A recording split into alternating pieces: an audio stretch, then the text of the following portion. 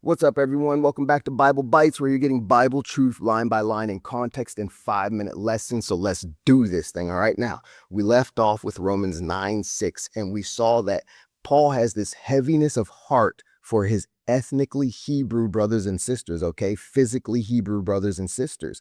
Why? Because they are not all Israel, which are of Israel. Now, we didn't get to unpack that, so that's what we're going to do now. Let's keep going with Romans 9:6, okay? Notice, Paul's given us this double-sided answer here, really, right? They are not all Israel. That indicates Israel is an identity.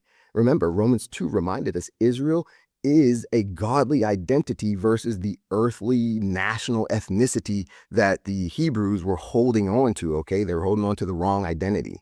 So by context of chapter 2, we know not every Jew was going to be a godly Israelite in the eyes of God. In fact, most of them will not be.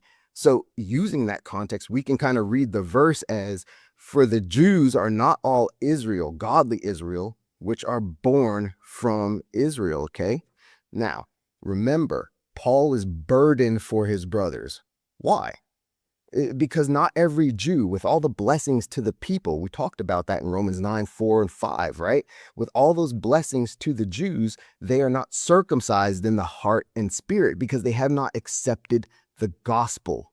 So they're not all Israel inwardly, remember, which means they're damned, they're condemned, all right?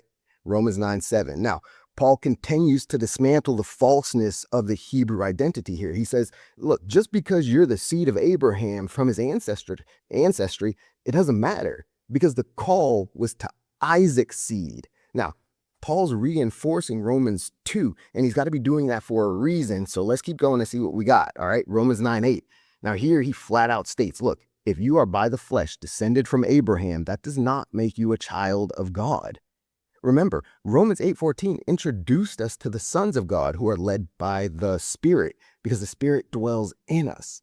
And now Paul says the children of the promise are counted for the seed. And Romans 4:13 told us the promise was through the righteousness of faith. Remember, righteousness is a person, Jesus Christ. So the promise comes through faith in Jesus Christ.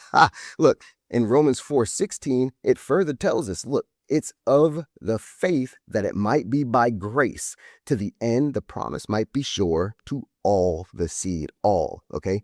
To them of the law and those which are of the faith of Abraham, all right? Remember, Abraham was a Gentile when he received the promise, okay? He was coming from Ur, right? He was a Gentile, not a Jew. Now, Romans 9:9, Paul explains a bit more about the promise here. He says, at this time I will come, and Sarah shall have a son. Now, go back to Romans 4:13. We actually see that taking away faith, voiding faith, makes the promise none effect. Why? Because if law-abiding Israel were the only ones to receive the promise, the law would work wrath against them and no one would be saved, right? Remember, the law does not save. The law condemns. It does not justify the flesh. It exposes the sin in us, all right? So what does this have to do with Sarah having a son? Well, Romans 4 told us Abraham did not consider the deadness of Sarah's womb faith.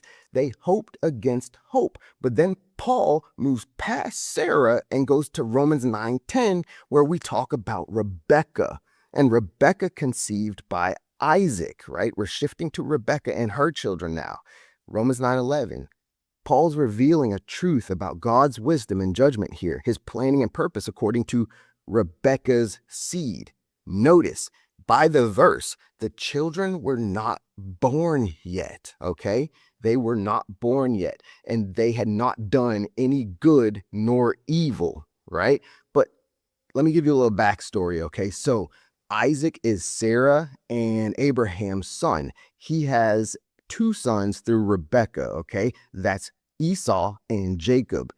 Esau loses his birthright, his inheritance to Jacob, who tricks him by giving him something to eat. He just gives away his inheritance. And thus, Jacob goes on to found the 12 tribes of Israel through his bloodline, which births Jesus Christ into the world. Meanwhile, Esau goes on to birth through his bloodline many great Gentile nations.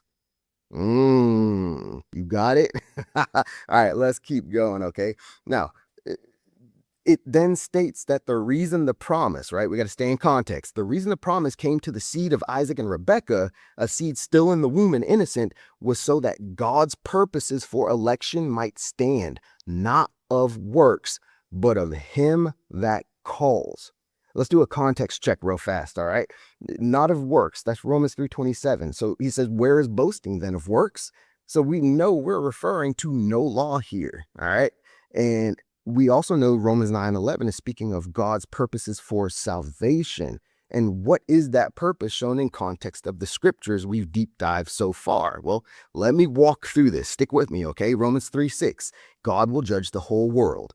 Romans 3:19, everyone, Jew and Gentile, will be found guilty.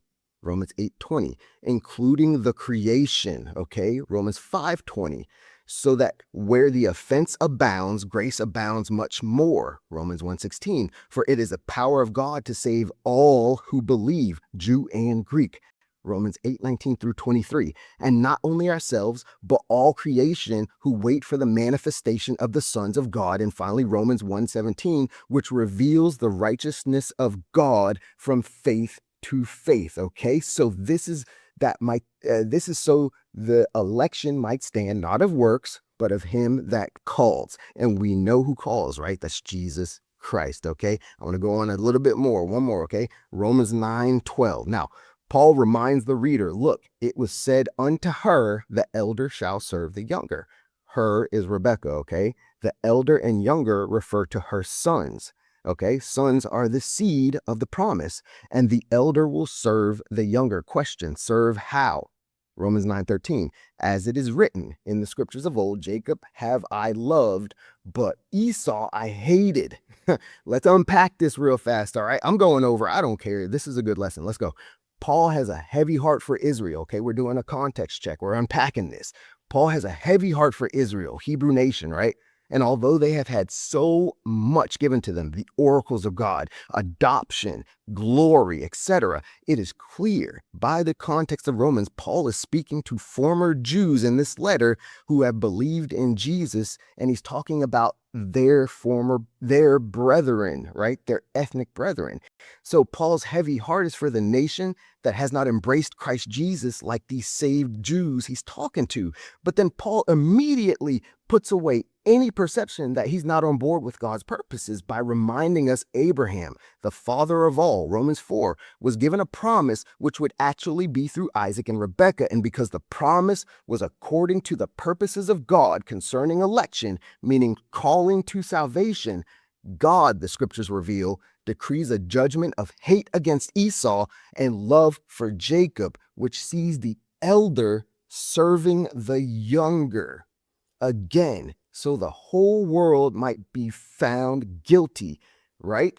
Freeing up the grace of God through the power of God to save by the gospel, which reveals his righteousness from faith to faith. And that fulfills election according to the purposes of God, so that it is not of works, but him that calls, meaning all thanks for salvation must go to God, which satisfies his wrath over our ungodly dismissal of his existence and the unrighteousness that gets acted out because of our darkened hearts. What? Go back and rewind that and listen to that. I might have to listen to that again myself, man. I was moving in something when I wrote that down. All right. I love you guys. This was really cool. Thank you for giving me this time and letting me go over. We're just packing it in, man. The world is filling up with lies. So we need to get this truth locked into us so that we can always walk on that narrow path and stay with our faith in Jesus Christ and his gospel of Christ crucified for the ungodly. This is Bible Bites. I love you guys. I'm out.